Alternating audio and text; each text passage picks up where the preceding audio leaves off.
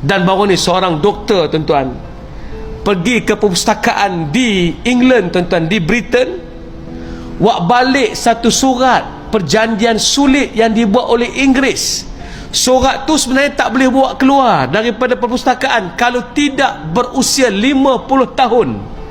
Apabila surat itu sudah berusia 50 tahun, pihak perpustakaan izinkan surat itu untuk dicetak dan dibawa balik.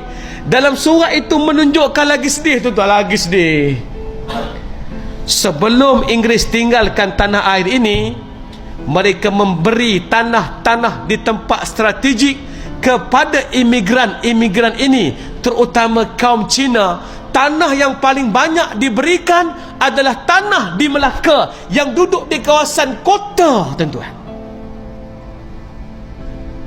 Bagi percuma, minta dapat, minta dapat.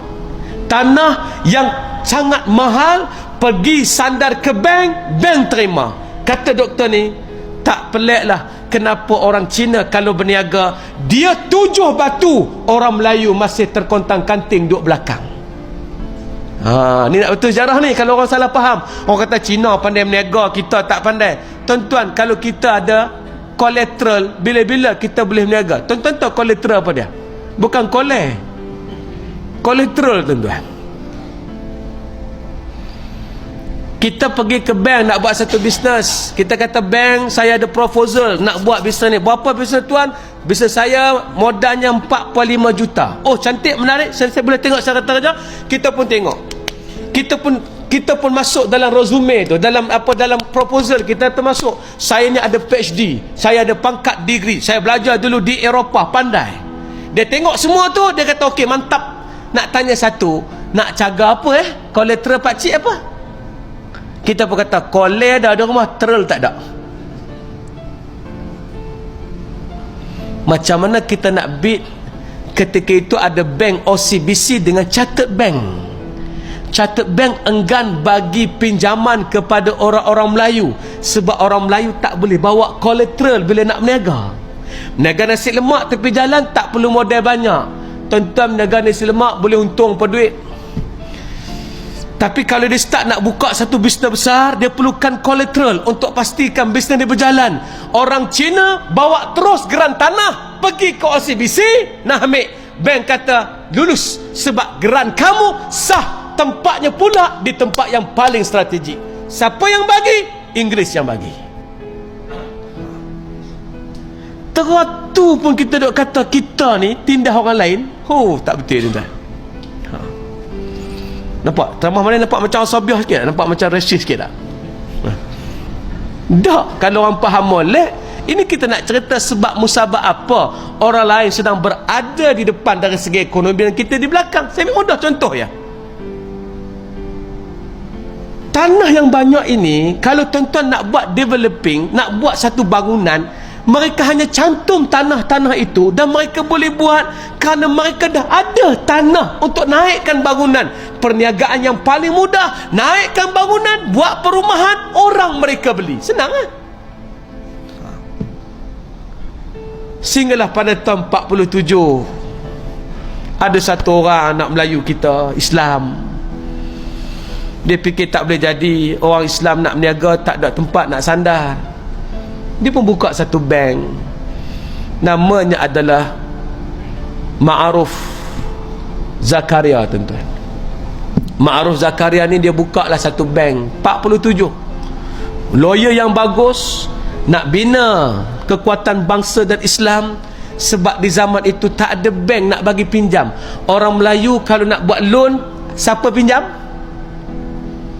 Pinjam ke siapa, tuan-tuan? Ceti, tuan-tuan.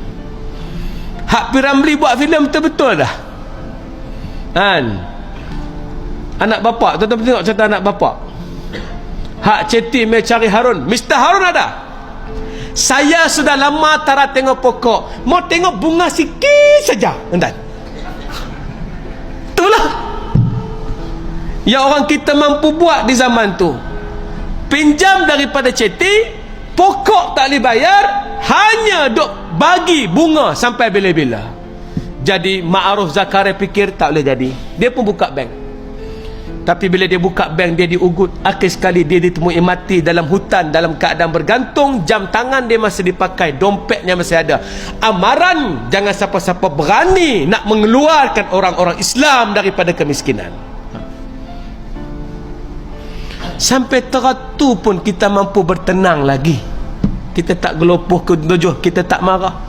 Kita masih lagi ada sifat rasional. Tak apalah, tak apalah. Sekarang kita tak ada, tak apalah, tak apalah.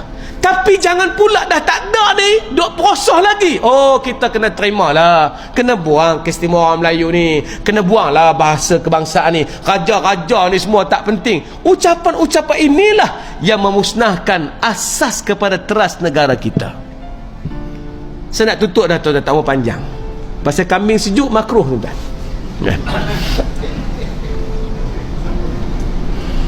Yang terakhirnya, akhir sekali hari ini sudah berani mereka nak merobek kontrak sosial tuan-tuan. Saya yakin dah lama kita tak dengar perkataan kontrak sosial ni ataupun kontrak sosial ni.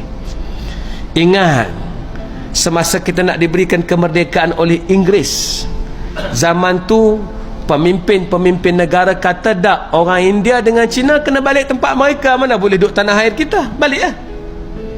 Termasuk Tunku Abdul Rahman tak setuju Chinese dengan Indian berada dalam tanah air ni. Boleh balik.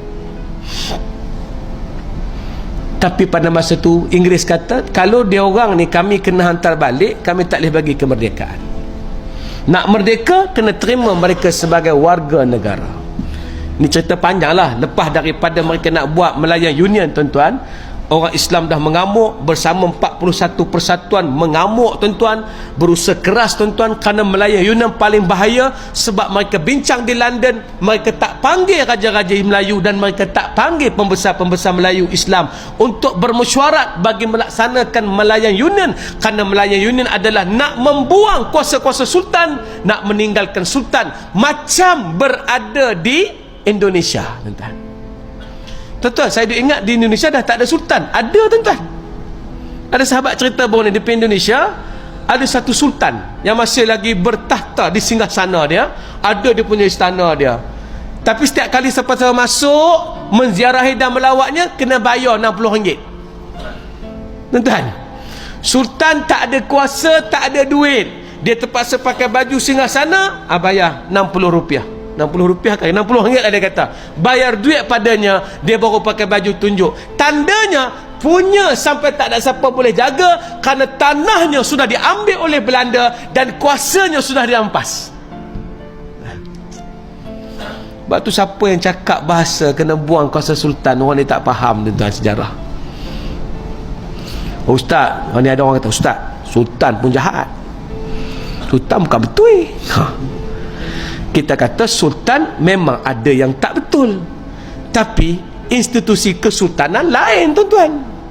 Macam orang kata ustaz pun jahat, nipu orang, betul tak tuan-tuan? Oh, tuan-tuan kata betul, nampak? Ustaz pun jahat, nipu orang. Ustaz tu yang jahat, tapi tak boleh hapuskan institusi ustaz. Institusi ulama tak boleh hapus. Dia beza kejahatan individu dengan kesilapan institusi. Institusi tak pernah silap, yang silap pribadi dan individu. Kena betul balik tu.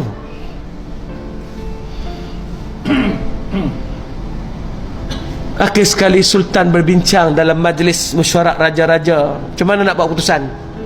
Nampak jiwa kita besar tuan-tuan. Dalam perbincangan tu majlis raja-raja tak apa, kata okeylah, tak apa, kita boleh bagi warga negara pada rakan-rakan kita yang non-Muslim, yang Chinese, yang India, yang imigran ni, tapi mereka mesti patuh kepada kontrak sosial.